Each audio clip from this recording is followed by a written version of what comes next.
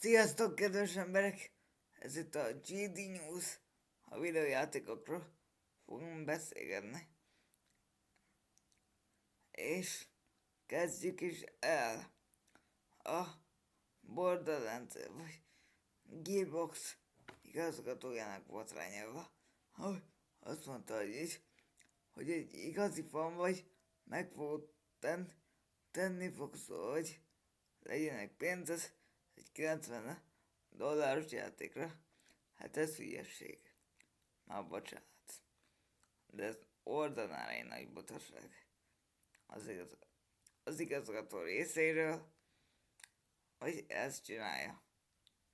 Mint egy gamer jó magam, meg vagyok sértődve, és folytatjuk a következő irányunkkel. Ugye? Most mindenki kívánakad a Nintendo-ra,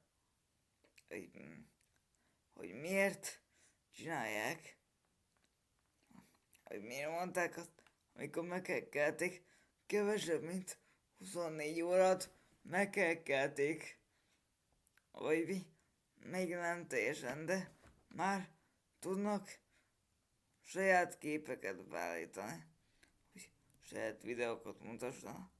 Szoftver, amit nem írt alá a Nintendo, de már tudnak szoftvert futtatni, amennyire én értem.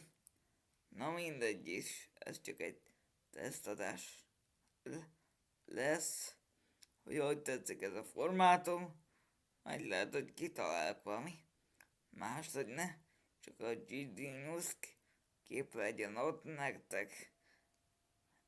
Én Dani voltam. Sziasztok!